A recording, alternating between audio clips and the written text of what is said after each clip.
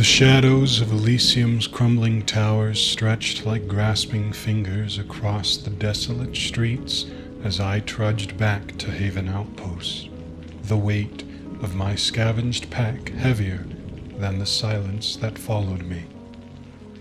5 years had gnawed this once thriving city into a skeleton of rust and ruin, where wind howled through shattered windows like distant screams, and every corner hid remnants of what we'd lost.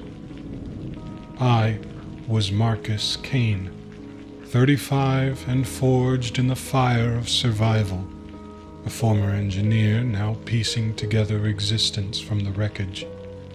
My hands calloused from fortifying walls against the night, my mind scarred by the ghosts of a wife and daughter swallowed by the chaos.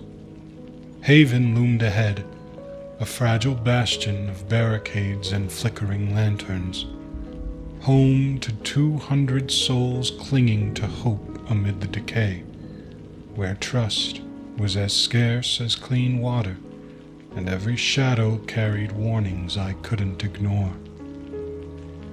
As I pushed through the reinforced gates of Haven Outpost, the familiar stink of unwashed bodies and burning trash hit me like a wall, a choking miasma that clung to my clothes and seeped into my pores, a constant reminder that survival in this godforsaken world came at the cost of basic humanity.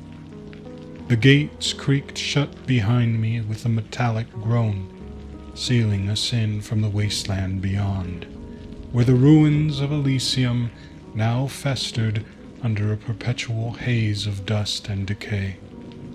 My scouting team had scored big that day, crates of canned goods, rusted but intact, enough to feed the camp for weeks, ammo clips that gleamed like promises of defense, even a handful of batteries, their faded labels hinting at a time when electricity wasn't a luxury. We'd fought off a pack of feral dogs to get them, and my muscles still ached from the haul. But any sense of victory soured the moment I stepped into the central courtyard. There she was, Blair, my right hand in the field, a sharp-eyed scout in her late 20s who'd saved my ass more times than I could count. Her dark hair matted with sweat and grime, her usually steady hands trembling as she paced like a caged animal. The courtyard was the heart of Haven, a makeshift square ringed by shipping containers turned into barracks, flickering fire barrels casting long, dancing shadows on the faces of weary survivors huddled around them. Blair's mutterings carried on the wind, fragments that chilled me to the bone. Whispers in the dark, they call us home. Eyes in the wall. Her gaze darted, unfocused, jumping from shadow to shadow as if she saw things the rest of us couldn't. The other scouts exchanged uneasy glances, but before anyone could react, she lunged at Old Man Harrow, the grizzled mechanic who kept our generators sputtering. Her teeth sank into his arm with a savage rip, tearing through flesh and sinew like it was nothing. Blood sprayed in a hot arc, splattering the dirt and drawing screams that bounced off the metal walls. Harrow howled, clutching his mangled limb while chaos erupted. People scrambling back, knocking over crates, the air filling with the acrid scent of fear sweat. It took 3 of us to pull her off, me gripping her waist and feeling her ribs heave under my hands, Thomas, the burly guard, pinning her arms, and little Evie, who darted in with a makeshift club to stun her. Blair thrashed like a wild animal, her eyes glassy and feral, spittle flecking her lips as she snarled. We wrestled her to the ground, dirt grinding into our knees, until she finally went limp, panting. The camp leaders, led by that iron-fisted bastard Harlan, a towering figure with a scarred face and a voice like gravel, wrote it off as outbreak madness. A lingering virus flare-up from the old plagues that had turned the world into this hellscape.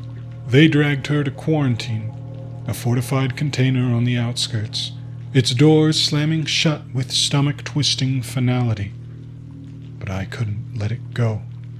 My engineer's brain, honed from years piecing together salvaged tech in the dark, demanded patterns and answers. Blair wasn't the type to snap. She'd been solid, reliable. Something deeper was at play, and the tales around the campfires that night only fueled my unease. Stories of ghouls getting smarter, dodging traps with eerie precision, coordinating hunts like they had a plan. That night, as the camp murmured about these evolving horrors, I slipped into her quarters under cover of darkness. The wind howled through gaps in the barricades, carrying distant moans from the wasteland's undead remnants. I moved like a shadow, boots silent on the packed earth, heart pounding. Her room was a cramped alcove in one of the main containers, lit only by a dying lantern's faint glow. Maps plastered the walls, marked with odd routes, not our usual scav paths through rubble-strewn streets, but ghoul patrols circling closer to Haven, like predators tightening a noose. Red markings looped in frantic spirals, annotations scrawled in Blair's handwriting. They see us. They know. And on her bunk, a faint glowing residue, bioluminescent like the slime we'd scraped from recent ghoul kills. It pulsed under my flashlight beam, alive somehow, shifting with an otherworldly rhythm that made my skin crawl. I reached out, hesitating, and touched it. Cool, viscous, leaving a tingling numbness on my fingertip. Doubt gnawed at me. If ghouls weren't just mindless husks driven by hunger, what the hell were they? Were they evolving? Or had they always been something more insidious? Sleep evaded me that night, my mind racing through possibilities amid the camp snores and coughs. By dawn, I'd assembled a team. Riley, our no-bullshit medic, tough as nails at 28 with a scar down her cheek from a ghoul swipe she'd survived years ago. She was all practicality, her hands steady even when stitching the worst wounds. But I saw the flicker of concern in her eyes when I explained my suspicions. Then there was Jax, the eager kid scout, barely out of his teens, brimming with wide-eyed enthusiasm that bordered on recklessness. He idolized Blair, and the fire in his gaze told me he'd follow me into hell for answers. We began watching the camp, noting twitches and odd behaviors, survivors scratching at invisible itches, muttering to themselves in the dead of night, their eyes glazing over during conversations. The atmosphere thickened with paranoia. Every shadow hid a threat, every cough a potential symptom. On perimeter patrol that evening, as the sun dipped below the jagged skyline of fallen buildings, painting the wasteland in bloody hues, I saw it firsthand. The route wound along the outer fences, chain link topped with razor wire that rattled in the wind. A ghoul lurked in the shadows beyond, its silhouette hunched and ragged. But it didn't charge like the mindless, shambling horrors that threw themselves at barriers with animal fury. This one was different. It mimicked a human cry, a weak, pleading wail carrying through the dusk. "Oh, please." The sound sent chills down my spine. So convincingly desperate, it tugged at the heartstrings. It gestured weakly, one clawed hand outstretched, luring a young guard named Summer closer.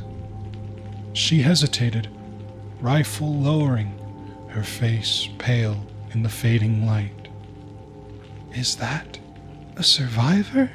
she murmured. But as we rushed up, boots pounding the dirt, the ghoul melted away into the ruins, vanishing like smoke. Tactical, smart. We stood there, breaths ragged, staring at the empty space where it had been. The air smelled of rot and something sharper, like ozone after a storm. That night, the camp buzzed with fear. Summer couldn't stop shaking, swearing she'd seen intelligence in its eyes. Emboldened, or desperate, we decided to capture one alive. It was a risky play, but we needed proof. Under the cover of a moonless night, we set a trap in the outer ruins, a baited snare with fresh meat from our scant stores, hidden spikes to immobilize without killing. The wait was agonizing, the silence broken only by distant howls of wind through skeletal buildings. When it triggered, the ghoul's screech pierced the air, a sound not of pain but frustration, like a predator outwitted. We restrained it in an old storage shed on the camp's edge, its limbs bound with chains that clanked against the concrete floor. The shed was a dim, musty tomb, lit by flickering lanterns that cast grotesque shadows on the walls. Dissecting it was a nightmare. The creature thrashed even in restraints, its skin pallid and veined with that same bioluminescent glow. Riley handled the scalpel, her face a mask of grim determination, while Jax held the light, his hands trembling. As we cut into its skull, the stench of decay and something sharp filled the air, making my eyes water. Its brain revealed evolved pathways, neural clusters for problem-solving, firing in patterns too complex for mere instinct.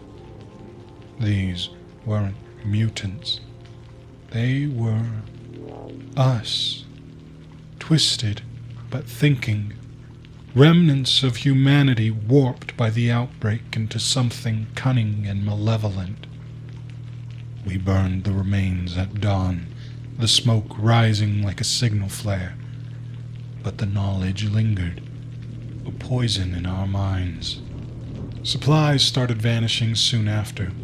Cans of food siphoned from storage, tools misplaced, barricades weakened overnight by subtle sabotage, like nails pried loose or wires cut just enough to fail under pressure. Paranoia spread like rot through Haven, murmurs turning to accusations, fights erupting over nothing. The air grew heavier, thick with suspicion. Every glance felt like a judgment, every shadow a potential betrayer. Then we found it. Analyzing residue from Blair's bunk in our makeshift lab, a corner of the shed with scavenged beakers and a jury-rigged microscope, Riley identified an enzyme, an insidious compound that infiltrated the bloodstream, turning victims into puppets. It rewired the brain, allowing the ghouls to mimic humans perfectly, planting suggestions and controlling actions from afar. The discovery hit like a gut punch. How many in the camp were already compromised? One night, as the camp hunkered down under a storm-lashed sky, rain hammering the metal roofs like gunfire, a friend cornered me in the narrow alley between barracks. It was Marcus, a fellow scout I'd shared meals with. His face familiar, but his eyes off, gleaming subtly in the dim light. He leaned in close, breath hot and fetid, murmuring lies about Riley and Jack's betraying us, tales of secret meetings and plans to sell out the camp. The words burrowed into my mind, planting memories that felt too real. Visions of Riley slipping away at night, Jack's handling glowing residue with gloved hands. Doubt clawed at me, my pulse racing, sweat beading on my forehead despite the chill. I barely shook it off, shoving him away and fleeing into the rain. The downpour washing away the haze, but leaving a lingering itch under my skin, a murmur in my thoughts urging surrender. Desperate for answers, we ventured into the ruins the next day, tracing maps from Blair's room to old labs buried in the heart of the fallen city. The journey was a gauntlet of peril. Derelict streets choked with debris, vines twisting through cracked concrete like veins, the air heavy with the scent of mildew and decay. Ghouls shadowed us, their forms flickering at the edges of vision, never attacking outright, but hurting us with calculated feints. The labs were a relic of the pre-outbreak world, sterile halls now overrun with mold, flickering emergency lights casting erratic strobes. Files we unearthed spoke of experiments boosting intelligence in test subjects, serums designed to enhance cognition, but twisted by the virus into something monstrous. That's when Jax's skin glowed under the UV light Riley shone as a precaution, faint veins pulsing blue beneath his flesh. His eyes widened in horror, then shifted to something feral. It calls, he muttered, before bolting into the shadows. He led us into ambushes through derelict towers, ghouls flanking like soldiers, their movements coordinated, traps springing with deadly precision. We fought our way out, bullets whining through the air, the clang of metal on bone, blood, ours and theirs, slicking the floors. In the chaos, we learned they were converting key figures, including Harlan, whose iron rule now seemed suspiciously lax on security breaches, his decisions crumbling us from inside. Nightmares plagued me, horrors where itches under my skin bloomed into glowing lesions, urges to join them tugging my will like invisible strings. I'd wake in a cold sweat, scratching my arms until they bled, the camp's distant moans blending with my ragged breaths. A fake raid struck soon after, disguised as a ghoul horde, chaos masking conversions. Alarms blared, fires erupted, screams filled the night as figures darted through the smoke, injecting the unwary with syringes gleaming in the firelight. I went rogue, slipping away in the pandemonium to recruit Atlas, an old lab tech holed up in a forgotten bunker. He was a wizened man in his 60s, eyes haunted by memories, spinning tales of alpha ghouls directing packs via pheromones, a hive mind orchestrating the downfall of human holdouts. His voice trembled as he described them. Not beasts, but kings in the dark, murmuring empires into being. With his help, armed with anti-pheromone masks he'd cobbled together from filters and herbs, I infiltrated their sewer lair beneath the city, a labyrinth of dripping tunnels, the air thick with the stench of rot and bioluminescence painting the walls in eerie greens and blues. The descent plunged me into madness. Sounds of dripping water carrying like distant laughter. The constant drip, drip, eroding my sanity.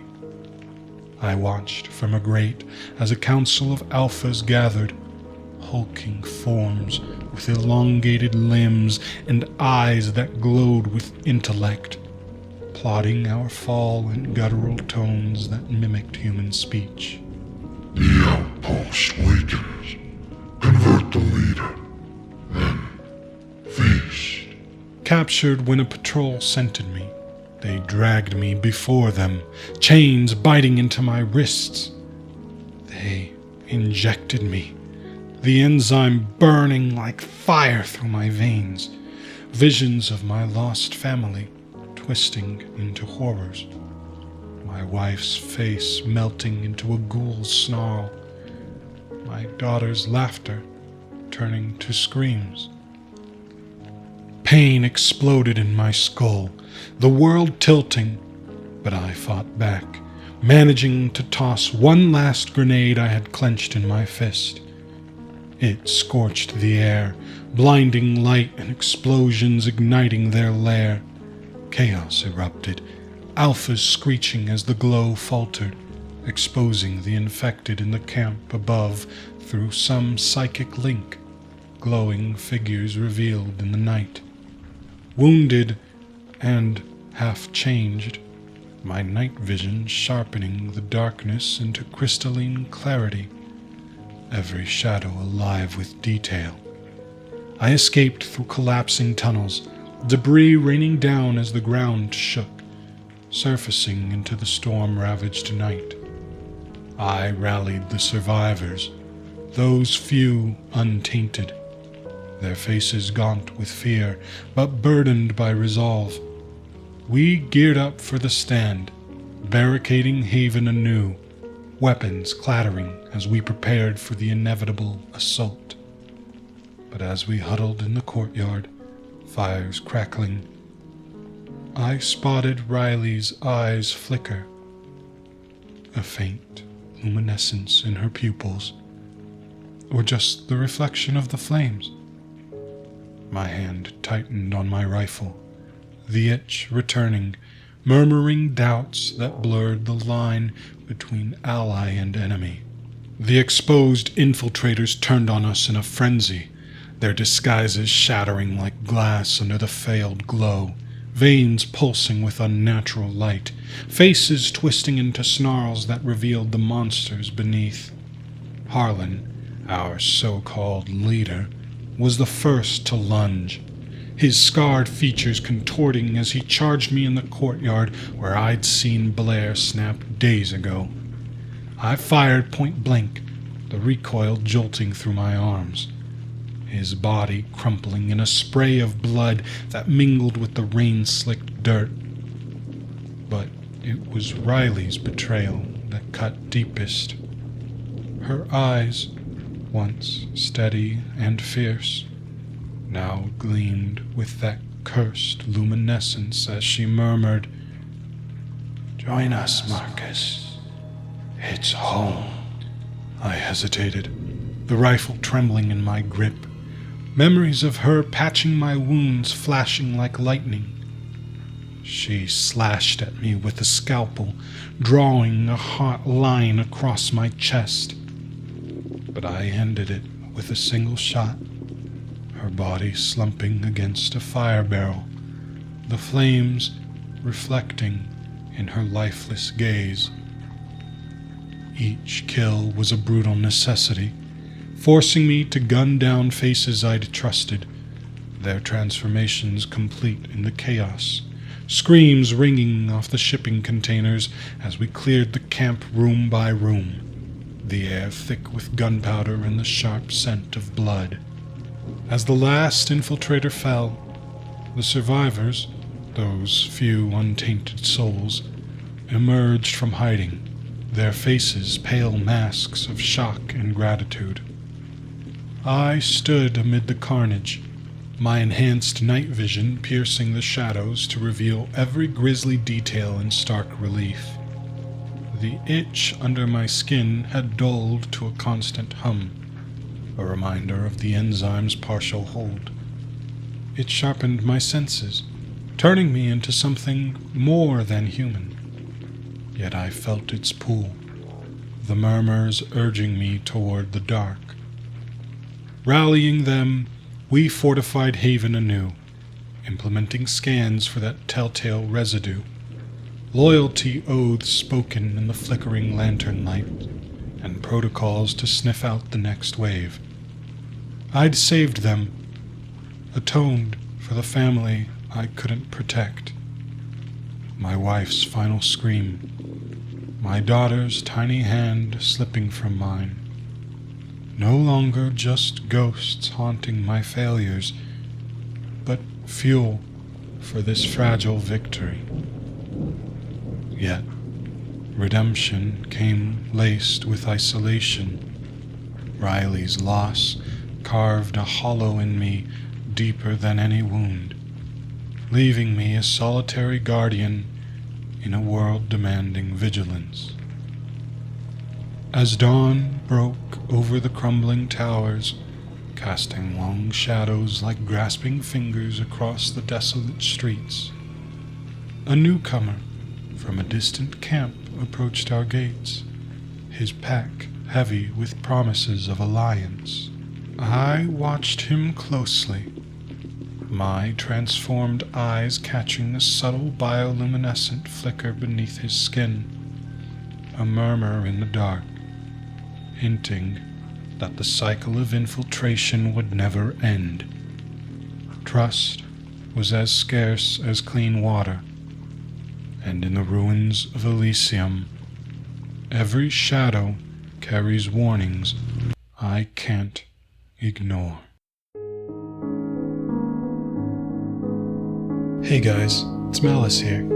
I really appreciate you sticking around until the end of the story. I'm a one-man operation and trying my best to grow, so if you like what you just heard, please leave me a like.